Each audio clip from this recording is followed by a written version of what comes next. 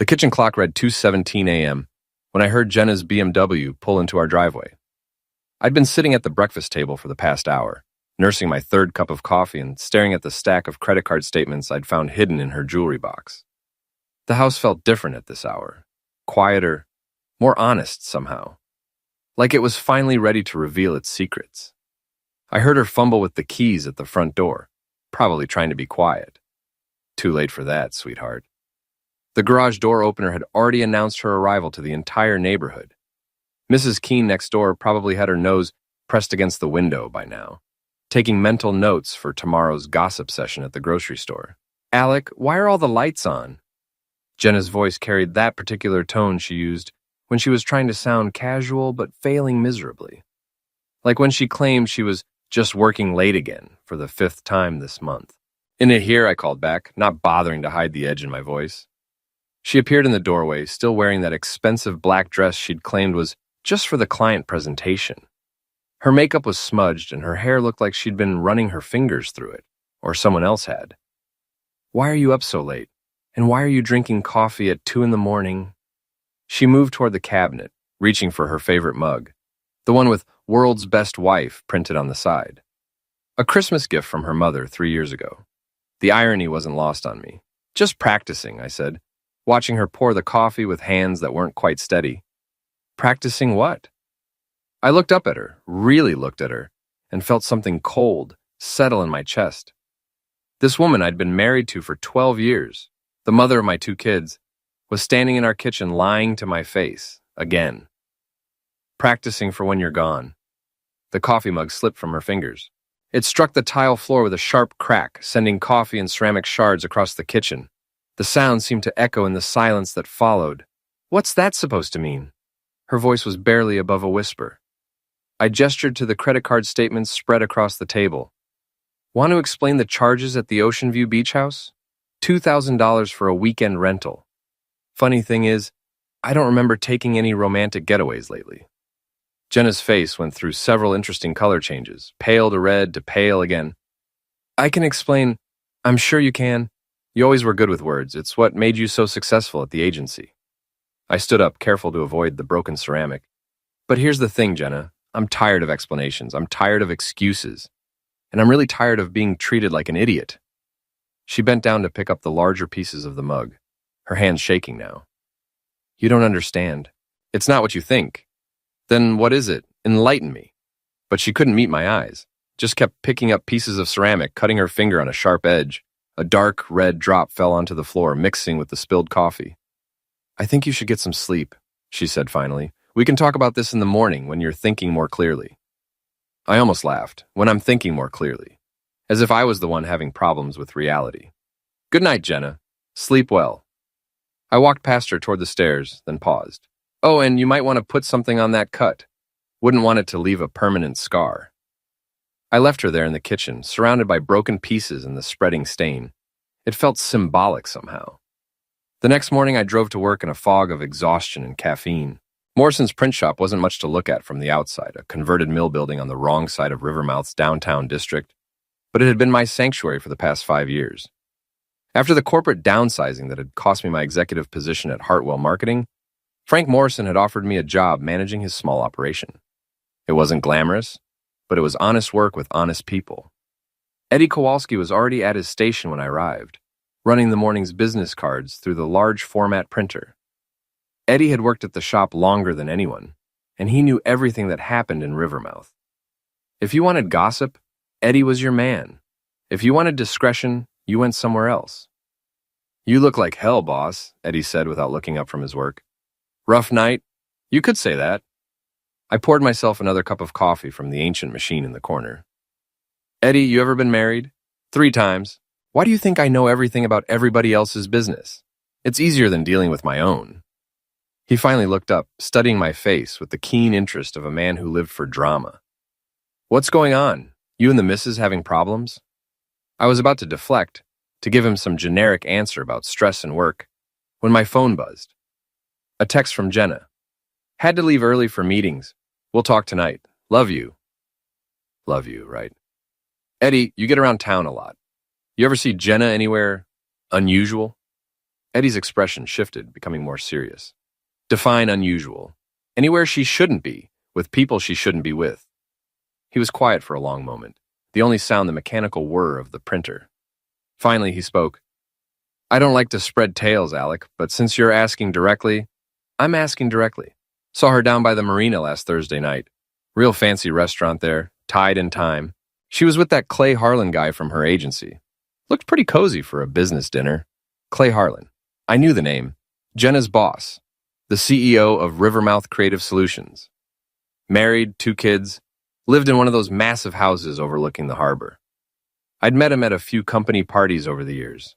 Handsome in that artificial way that comes from expensive personal trainers and dental work. The kind of man who wore cologne that cost more than my monthly car payment. How cozy. Eddie looked uncomfortable. Cozy enough that I figured you knew about it. When I saw them holding hands across the table, I thought maybe you and Jenna had some kind of arrangement. Holding hands. The coffee in my stomach turned to acid. Thanks for telling me, I managed. Look, maybe it was nothing. Maybe they were just, Eddie, it's okay, really. But it wasn't okay. Nothing about this was okay. I spent the rest of the morning in a haze, mechanically processing orders and trying to ignore the growing certainty that my marriage was over. Not just over, it had been over for months, and I'd been too trusting or too stupid to see it. Around noon, Frank Morrison himself showed up. Frank was Eddie's cousin and my closest friend since the divorce from his second wife had left him philosophical about relationships and generous with advice. He was also an ex-cop turned private investigator, which made him useful for more than just friendship. Eddie called me, Frank said without preamble, said you looked like someone had run over your dog. My dog's fine, it's my wife who's the problem. Frank poured himself coffee and settled into the chair across from my desk. Talk to me.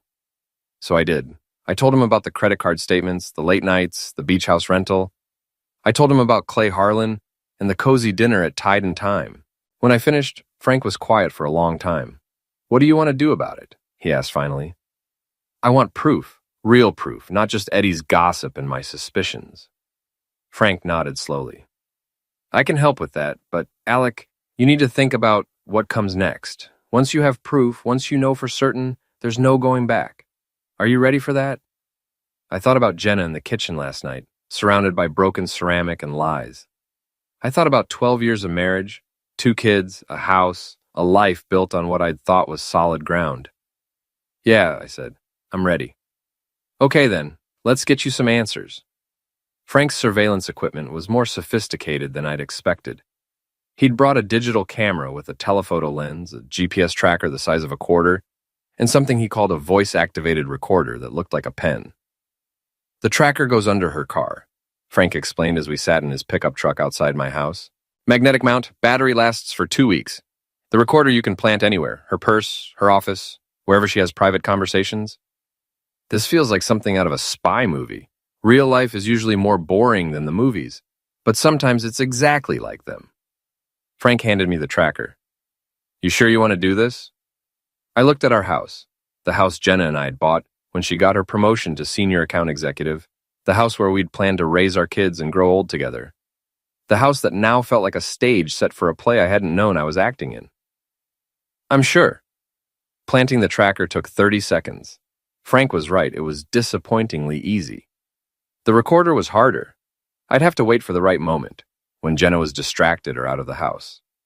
That moment came 2 days later. Jenna announced she was going to the gym after work, which I now understood was code for meeting Qley Harlan somewhere. I waited until her BMW disappeared down the street, then slipped into our bedroom.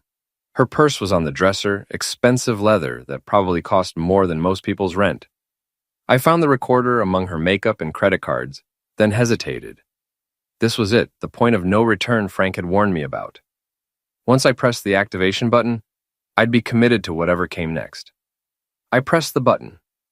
The next few days passed in a strange state of heightened awareness. Every conversation with Jenna felt loaded with hidden meaning. Every smile seemed calculated, every I love you sounded like a lie. But I played along, I kissed her goodbye in the mornings, asked about her day when she came home late, pretended to believe her increasingly creative excuses. I was practicing, just like I'd told her. Practicing for when she was gone. The GPS tracker told its own story.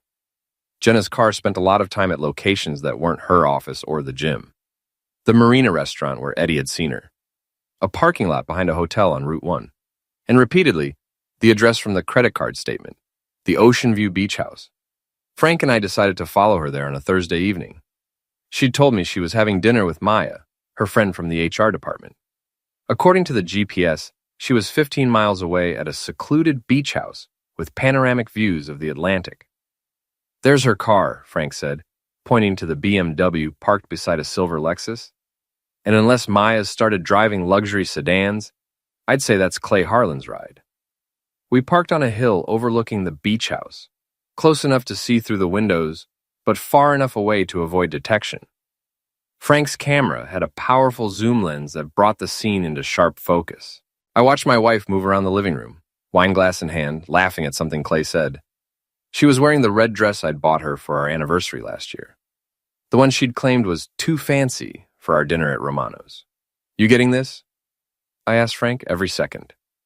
The camera's shutter clicked rapidly. "Alec, I'm sorry. I know this can't be easy." It wasn't easy, but it also wasn't surprising anymore. The betrayal had moved beyond shock into something colder and more calculating. I was already thinking ahead, planning my next moves. Qley pulled Jenna close, kissing her with the confidence of a man who thought he was getting away with something. They moved toward the bedroom, and I looked away. "I've seen enough," I said. "What's the plan now?" I thought about it as we drove back toward town. What was the plan? Confrontation? Divorce lawyers? A messy custody battle that would hurt the kids? Or something more creative? "Frank, what do you know about Qley Harlan's business?" "Rivermouth Creative Solutions, decent-sized agency, handles a lot of local accounts. Why?" "Just curious about what kind of man my wife chose to replace me with." Frank glanced over at me. "You've got that look." "What look?" "The look you used to get when you were planning those marketing campaigns that made everyone else in the industry hate you. The look that says you're 3 steps ahead of everybody else." He wasn't wrong. My mind was already working, turning over possibilities, looking for angles and opportunities. Qley Harlan thought he was untouchable, insulated by money and position. Jenna thought she was clever, managing 2 relationships without consequences. They were both about to learn otherwise. "Drop me off at the office supply store," I said. "I need to pick up a few things." "For what?" "I'm going to give them exactly what they deserve. Both of them." The next morning, I started with something simple. Qley's Lexus was parked in his reserved spot behind the Rivermouth Creative Solutions building. I'd done my research. The building's security cameras covered the front entrance, but not the rear parking area. A significant oversight. I poured a bag of sugar into his gas tank and let the air out of 2 tires. Not enough to cause an accident, just enough to ruin his morning and cost him a few $100s. Then I left a note under his windshield wiper. "Practicing for when you're gone. A friend." By noon, word had spread through Rivermouth's business community about Qley's car trouble. Eddie, naturally, was the first to bring me the news. "Somebody messed with Qley Harlan's car," he announced with obvious glee. "Sugar in the gas tank, flat tires, the whole 9 yards. Police are calling it vandalism, but Qley's convinced it's personal." Any idea who might have done it? Could be anybody. Guy's got a reputation for screwing people over. Business deals, personal relationships, you name it. Personal relationships.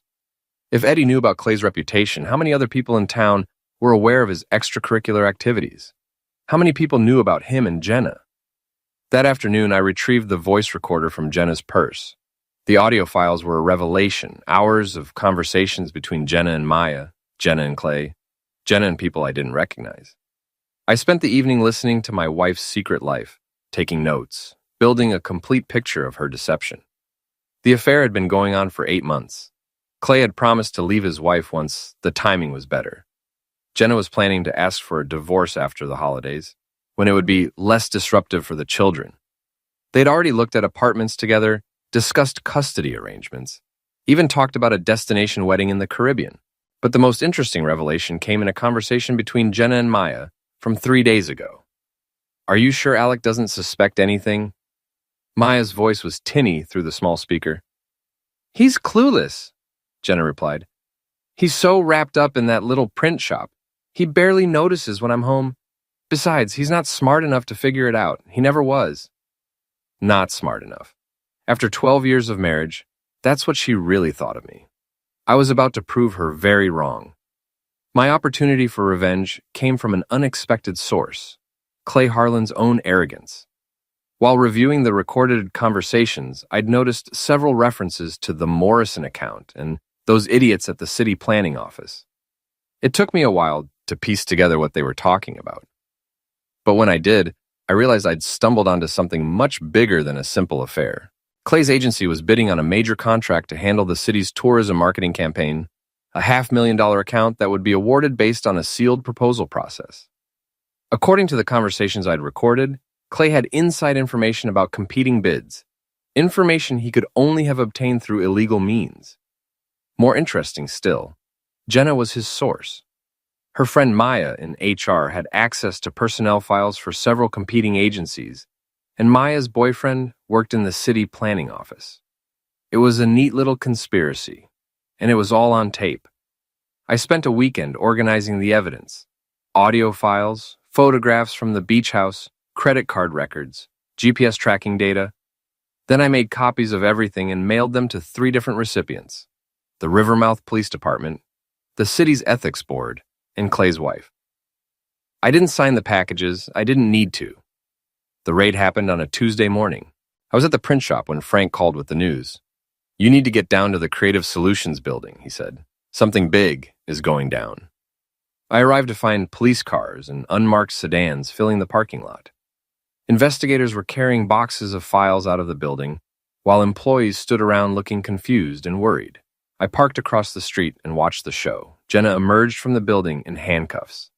The sight of my wife being led to a police car should have given me satisfaction. Instead, I felt something closer to sadness. This was really happening. Our marriage was ending not with arguments or lawyers, but with criminal charges and public humiliation. Qley appeared a few minutes later, also in handcuffs, his expensive suit rumpled and his carefully styled hair disheveled. He looked around the parking lot with the desperate expression of a man whose world was collapsing in real time. His eyes found mine across the street. For a moment, we stared at each other through the windshield of my truck. Then he said something to the detective beside him, pointing in my direction. I started the engine and drove away. Let him point. Let him make accusations. I had alibis for everything, and more importantly, I hadn't done anything illegal. I'd simply made sure the right information reached the right people at the right time. That evening, Jenna called me from the county jail. "Alec, I need you to post bail," she said without preamble. "They're holding me on conspiracy charges, but it's all a misunderstanding. I can explain everything. I'm sure you can. You always were good with explanations. This isn't the time for sarcasm. I need help." I looked around our kitchen, at the coffee maker where this had all started, at the tile floor where she'd dropped her favorite mug. The broken pieces were long gone, swept up and thrown away, but I could still see the dark stain where it had mixed with the spilled coffee. "Jenna, do you remember what I told you that night, when you dropped your coffee cup?" "What are you talking about?" "Alec, I need you to focus. I need bail money. I was practicing for when you're gone, and now you're gone." I hung up the phone. The story broke in the Rivermouth Gazette the next morning. Local ad agency executives arrested in bid rigging scandal. The article included photos of both Jenna and Qley being led away in handcuffs, along with details about the investigation and the evidence that had triggered it. What the article didn't mention was the personal relationship between the 2 defendants. That information came out later in much more colorful fashion. I was having lunch at Murphy's Diner when Qley's wife made her entrance. Patricia Harlan was a small woman with silver hair and the kind of quiet dignity that comes from old money and good breeding. She'd always struck me as the type who handled problems privately, behind closed doors. Apparently, I'd been wrong about that. She walked directly to the table, where Qley was having what appeared to be a crisis management meeting with his lawyer and 2 other men in expensive suits. The entire diner went quiet as she approached.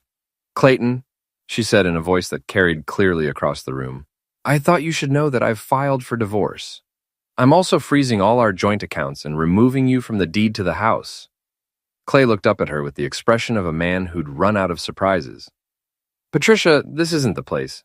"Oh, I think this is exactly the place. You see, I've learned some very interesting things about you and your employee, Mrs. Moreland. Things I think the community should know about." She reached into her purse and pulled out a manila envelope. From it, she extracted several photographs. The same photos Frank had taken at the beach house. "These were mailed to me anonymously. she continued, holding up the images for everyone to see. They show my husband and Mrs. Moreland engaged in what I believe the legal system calls alienation of affection. The diner was completely silent now. Even the kitchen staff had stopped working to listen. Qley's face had gone pale, and his lawyer was frantically whispering something about public statements and defamation. Mrs. Harlan, the lawyer said, I strongly advise you not to what? Tell the truth? Share evidence of my husband's infidelity? I'm afraid that ship has sailed, counselor. She turned back to Qley. 23 years of marriage, Clayton. 23 years, and this is how it ends. With you in handcuffs and me finding out about your girlfriend from a stranger's photographs. Qley finally found his voice. Patricia, please, can we discuss this privately? We're well past private discussions. You made this public when you decided to conduct your affair in a town where everyone knows everyone else's business. She gathered up the photographs and put them back in the envelope. Then she looked around the diner, making eye contact with as many people as possible. I want everyone to know, she said clearly, that I had no knowledge of my husband's business activities or his personal indiscretions. I've cooperated fully with the police investigation, and I'll continue to do so. With that, she walked out of the diner, leaving behind a silence that lasted for several long seconds before exploding into excited conversation. I finished my sandwich and left a generous tip. The show had been worth the price of admission. That afternoon, I received a visit from Detective Sarah Chen, the lead investigator on the bid rigging case. She was a small, serious woman with intelligent eyes and the kind of direct manner that suggested she didn't waste time on pleasantries. Mr. Moreland, I'd like to ask you a few questions about your wife's recent activities. Of course, please sit down. I gestured to the chair across from my desk at the print shop. Can I get you coffee? No, thank you. I understand you and your wife have been having marital difficulties. It wasn't really a question, so I didn't treat it like one. That's correct. When did you first become aware of her relationship with Clayton Harlan? About 2 weeks ago, I hired a private investigator to confirm my suspicions. And what did you do with that information? I met her eyes steadily. I consulted with a divorce attorney. I also did some research into Mr. Harlan's business practices, which is when I discovered the irregularities in the city contract bidding process. What kind of irregularities? Conversations between my wife and her colleagues suggesting they had access to confidential information about competing bids. I felt it was my civic duty to report that information to the appropriate authorities.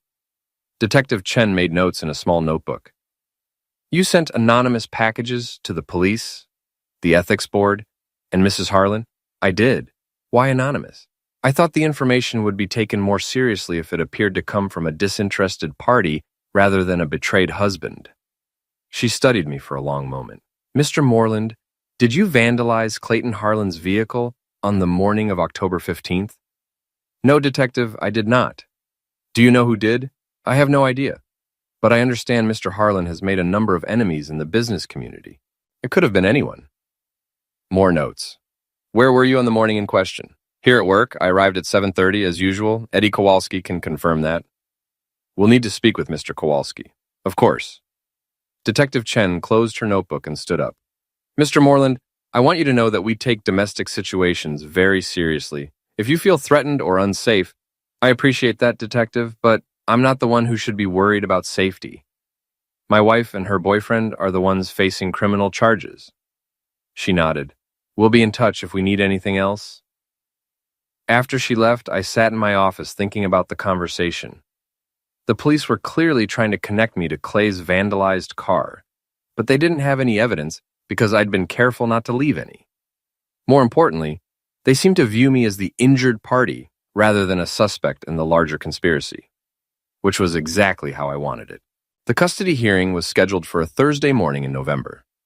Jenna had been released on bail, but the criminal charges were still pending, and her lawyer had advised her that a quick divorce settlement might help with the prosecution's sentencing recommendations. I'd hired Margaret Walsh, the toughest family law attorney in Rivermouth. She was a small woman in her 60s who wore pearls and spoke in the soft tones of someone who'd grown up in Maine, but she had a reputation for destroying opponents who underestimated her. Your wife's position is quite weak, Margaret told me as we prepared for the hearing. The criminal charges, the infidelity, the breach of trust. Any judge is going to look unfavorably on her petition for joint custody. What about Qley Harlan? What about him? Is he still involved with Jenna?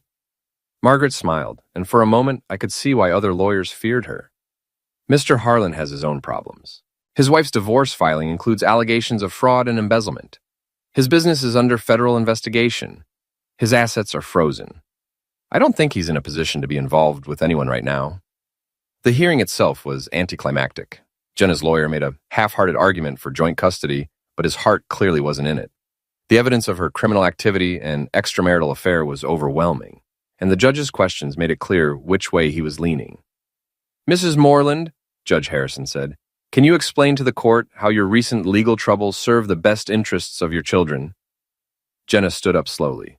She'd lost weight since the arrest, and her expensive clothes hung loosely on her frame.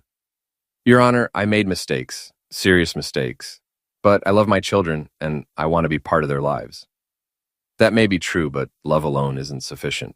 The court must consider stability, moral character, and the ability to provide a suitable environment for minor children.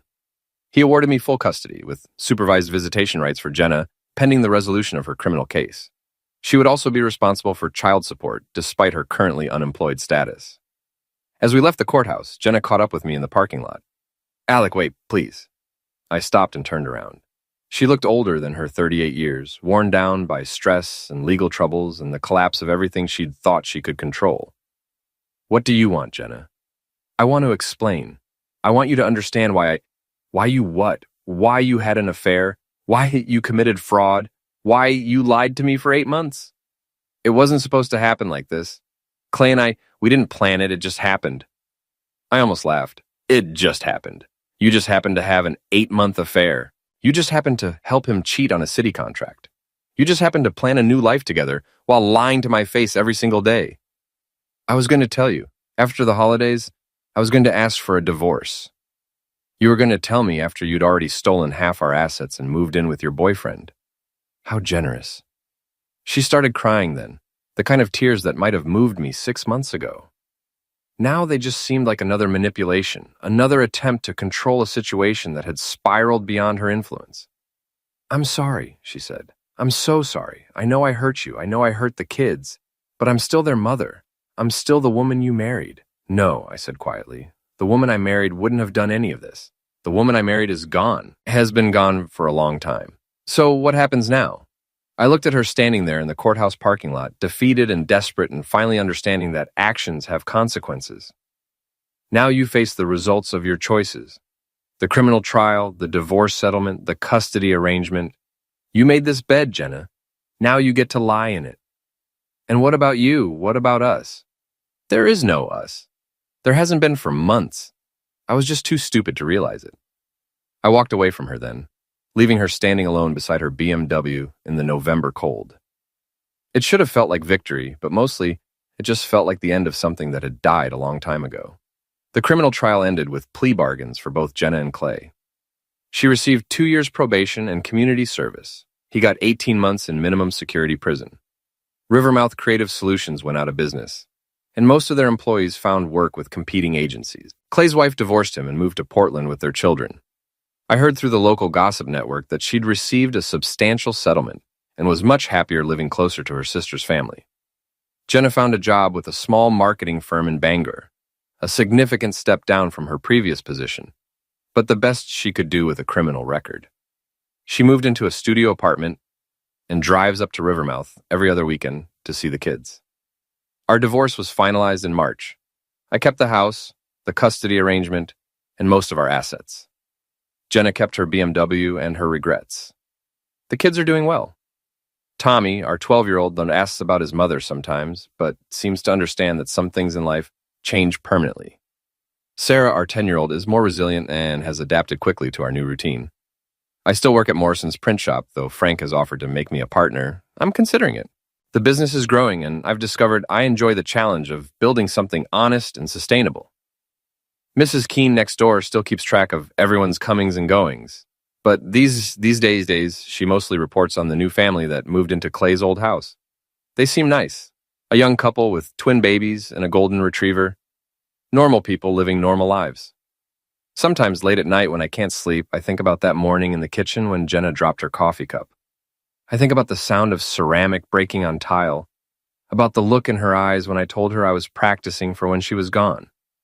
I wonder if I could have handled things differently. If I could have fought for our marriage instead of planning its destruction. If there was some other way to deal with betrayal that didn't involve surveillance and sabotage and public humiliation. But then I remember the recordings of her voice, the contempt when she called me not smart enough to figure it out, the casual way she planned to discard our life together. I remember the photographs from the beach house and the months of lies and the complete absence of remorse until she got caught. Some things can't be forgiven.